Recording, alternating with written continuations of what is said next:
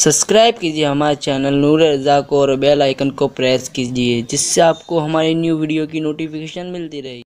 सैयदना उमर इब्ने Khattab जिस वक्त तो ईमान न लाए थे, जिस वक्त तो मुसलमान नहीं हुए थे, उस वक्त तो मुसलमानों के वो बड़े कट्टर दुश्मन थे। उनकी एक कनीज थी, उसका नाम लुबैना था। उस कनीज ने कलमा पढ़ लिया, तो लुबैना के कलमा पढ़ने के बाद जो है हजरत उमर उससे कहते कि तू मोहम्मद अरबी को छोड़ दे, लेकिन वो नहीं छोड़ती, बल्कि अल्लाह अकबर वो कनीज को हजरत फारूक आजम मारते और पीटते। तो उस वक्त क्या होता, इतना मारते, सोचो उमर इब्ने खत्ताब जैसा ताकतवर इंसान, फारूक आजम जैसा जलाली आदमी कोई औरत को मारे तो उसका अंजाम क्या होगा, उसकी कैफियत क्या होगी। लेकिन जब उस कनीज को मारते और मारते थक जाते तो हजरत उमर उससे कहते रुक जा, अभी मैं थक गया हूँ, थोड़ा आराम ले लूं, उसके बाद मैं तुझे फिर मारूंगा। अल्लाह अकबर। इतना सुनना था, इतना सुनने के बाद वो कनीज कहती उमर तू मुझे चाहे जितना मार, लेकिन मैं अपने नबी का दामन नहीं छोड़ सकती, मज़हब इस्लाम का दामन मैं नहीं छोड़ सकती। अल्लाह अकबर। और अल्लाह इतने जलाली और गजबनाक इंसान को गुस्से की परवाह न करते हुए कहती उमर सुन ले, अगर तू मुझ पर इसी तरह जुल्म करता रहा और तू मुझे इसी तरह सजा देता रहा तो अल्लाह भी तुझे ऐसे ही सजा देगा। अल्लाह अकबर। आप अंदाजा तो लगाएं, मैं अपनी माओ और बहनों से पूछता हूँ, आज शरीयत से रोकने के लिए तुम्हें कौन मारता है, कौन पीटता है? आज तो इतना हसीन दौर आ गया है, आज तो इतना खूबसूरत दौर आ गया है कि आज अगर हम शरीयत पर अमल करें तो लोग अपनी तारीफ करते हैं, लोग अपने चर्चे करते हैं। अगर किसी खातून को लोग बुर्के में हमेशा देखें और पर्दे की पाबंद देखें, नमाज की पाबंद देखें तो अल्लाह अकबर, लोग कहते हैं कितनी नेक औरत है ये लड़की कितनी नेक है। अल्लाह अकबर। आज जिस दीन पर अमल करने की बरकत से इज्जत मिल रही है तो भी खवातीन दीन पर अमल करने के लिए तैयार नहीं। अल्लाह अकबर। एक वक्त तो वो था जब दीन पर अमल किया जाता था तो किस कदर सताया जाता था, किस कदर तकलीफें पहुंचाई जाती थी। आज औरतों को इसका एहसास नहीं। दिन में 3 मरतबा पेट भर करके खाने वाली औरतें और दिन में 2-3 मरतबा लिबास तब्दील करने वाली खवातीन को कौन समझाए। एक दिन मौत आएगी, एक दिन आखिरत का सामना होगा। ये दुनिया की जिंदगी हमेशा की नहीं है, ये दुनिया की जिंदगी एक दिन खत्म हो जाएगी। ऐ खातून जन्नत की कनीज़ों, अगर तुमने अल्लाह उसके रसूल के फरामीन को पीठ के पीछे डाल दिया तो तुम्हारा अंजाम बड़ा भयानक होगा और तुम अल्लाह के अजाब को बर्दाश्त नहीं कर सकोगी। जरा तसव्वुर तो करो, दुनिया की रंगरेलियां अल्लाह उसके रसूल के फरामीन को पीठ के पीछे डाल करके आज जो तुम दुनिया की रंगरेलियों में डूब चुकी हो, कभी मोबाइल पर, कभी इंटरनेट पर, कभी फेसबुक पर, कभी कहीं कभी पार्कों में, कभी समुंदरों के किनारे बेहयाई का जो मुजाहिरा कर रही हो, क्या समझती हो? नर्म गद्दों पर खुदा की नाफरमानी करने वालियों, एक दिन कब्र की सख्त जमीन पर भी तुम्हें सोना होगा। न कब्र में कोई मखमल की चादर होगी, न कब्र के अंदर कोई बिस्तर होगा। वो दिन कैसा होगा? अल्लाह अकबर। कब्र का दिन भी तो रात से ज्यादा खतरनाक है, तो वहां की रातें कैसी होगी? अल्लाह अकबर। अपने कमरे में अंधेरे से डरने वालियों, अल्लाह अकबर। जब उस कब्र के अंदर तुम्हारी बदआमालियों की वजह से अंधेरा होगा, हाय हाय, आज दुपट्टे को गले में लटकाकर जिस्म को बेहयाई के साथ लोगों के सामने नुमाइश कर रही हो, इस जिस्म को कब्र के कीड़े खाएंगे। उस कब्र के अंदर जब जहन्नम की आग भड़केगी तो दुनिया की कोई ताकत न बचा सकेगी। तेरा शौहर तुझे कंधा दे करके और तेरे मुंह पर मनो मिट्टी डाल करके वापस लौट चुका होगा। तेरी बहनें नहा करके करके खुशबू लगा रही होगी, तेरी माँ रो करके आंसू खुश्क कर चुकी होगी। हाय उस वक्त कोई तेरा पुरसाने हाल ना होगा। लेकिन अल्लाह अकबर, जिस दुनिया से तूने दिल लगाया, जिस दुनिया को तूने हमेशा रहने की जगह समझा, मेरी बहन उस दुनिया में तुझे हमेशा नहीं रहना। जिसके लिए ताजमहल बना वो मुमताज हमेशा न रही, जिसके लिए आओ खाना बना वो मुमताज हमेशा न रही, जिनके लिए समरकंद बुखारा बनाए गए वो खवातीन हमेशा न रही। अल्लाह अकबर, तुम हमेशा कैसे रहोगी? लेकिन उन औरतों में और इबादत गुजार औरतों में, उन औरतों में और अल्लाह के फरामीन पर अमल करने वाली औरतों में फर्क यह है, उनके लिए शहर और इमारतें तो बनी, लेकिन आज उनकी कब्र पर कोई फातिहा पढ़ने वाला नहीं। लेकिन जिन औरतों ने शरीयत पर अमल करके अपनी जिंदगी को गुजारा है, आज भी उन औरतों का नाम इस्लामी महफिल में अदब के साथ और उनकी कब्रों पर रहमतों नूर की बरसात हो रही है।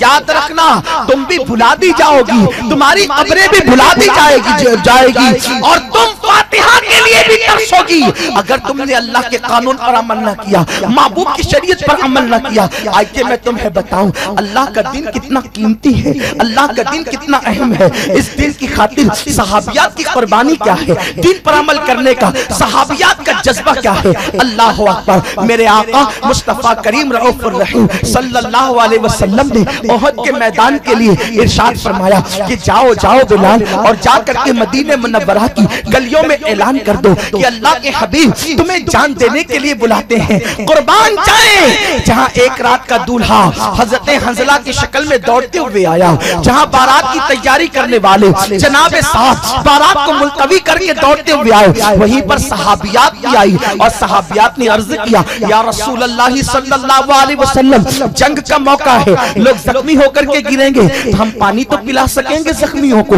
हम मरहम पट्टी तो कर सकेंगे जख्मियों को, हम कुछ तो साथ दे सकेंगे। अल्लाह अकबर, अल्लाह अल्लाह। उन्हीं सहाबिया के अंदर एक सहाबिया थी जिसका नाम नसीबा था। अल्लाह अकबर, हजरत नसीबा कुर्बान जाए उस खातून पर अपने शौहर के साथ, अपने बेटे के साथ मैदान जंग में शरीक होती है और मैदान जंग में शरीक हुई तो जानती है आप, अल्लाह अल्लाह, वो जंग के मैदान में घूम रही थी और अपने बेटे की जो है वो कुर्बानी को देख रही थी, बेटे की बहादुरी को देख रही थी। बेटा जख्मी होकर जब जमीन पे गिरा तो मां ने अपना दुपट्टा फाड़ा। उस वक्त मरहम पट्टी के लिए कोई दूसरा कपड़ा भी न था। अल्लाह अल्लाह, वो माए कैसी थी, अपना दुपट्टा फाड़कर अपने बेटे के जख्म को बांधती है और हाथ पकड़कर उठा के खड़ा करती है और कहती, बेटे मेरे दूध को रुस्वा न करना, मेरे दूध की लाज रखना, ये गिरने का वक्त नहीं है बल्कि खड़े होकर मुस्तफा के दिन को संभालने का वक्त है। जल्दी से तैयार हो जाओ और लड़ने की तैयारी करो, जख्म की परवाह न करो, जाओ फिर लड़ो, जाओ फिर लड़ो। और उसके बाद जब वो खातून आई है तो आकर के उसने अजीब सा मंजर देखा है। वो मंजर उसने क्या देखा है, जरा कुर्बान जाए। अल्लाह अकबर, आज की औरतों के हाथ से तो तस्बीह भी छूट गई और तस्बीह की जगह अय्याशी के आलात ने ले लिए, गुनाहों के आलात ने ले लिए। अल्लाह अकबर, आज औरतें ये तसव्वुर करती हैं कि हमारी औलाद अल्लाह की विलायत पाले, खुदा की दोस्ती पाले। ओ नादान औरतों, जिनकी रातें सीरियल देखते हो, जिनकी सुबह फिल्में देखते हो, उनकी गोद में वली कैसे पैदा होगा? वली तो माँ के तकद्दुस और शराफत की बुनियाद पर पैदा हुआ करते हैं। अल्लाह अपने किसी वली को गलत माँ की गोद में डालकर रुसवा नहीं करता, बल्कि कुर्बान जाए अगर किसी गोद का खुदा अल्लाह वालों के लिए इंतखाब भी करता है। माँ तो बड़ी परहेजगार होती है, जिस गोद का आर्जी तौर पे इंतखाब करता है वो भी परहेजगार गोद का इंतखाब करता है। क्या तुमको नहीं पता मूसा की माँ कितनी मुत्तकी थी अलैहिस्सलाम, लेकिन आर्जी तौर पर जिस आसिया की गोद में भेजना था उस आसिया को भी कैसा मुत्तकी और दीनदार बनाया।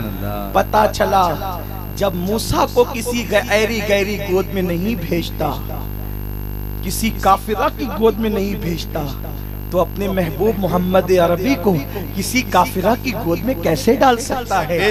जब मूसा के लिए गैरत का ये आलम है, कलीम के लिए गैरत का ये आलम है, तो हबीब के लिए गैरत का आलम क्या होगा?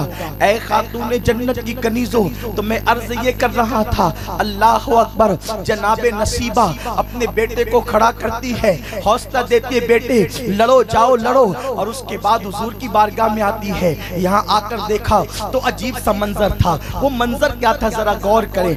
आज औरतें ये तसव्वुर करती हैं कलमा पढ़ लिया बस हम जन्नती हैं, उसके लिए कुछ करना ही नहीं पड़ेगा।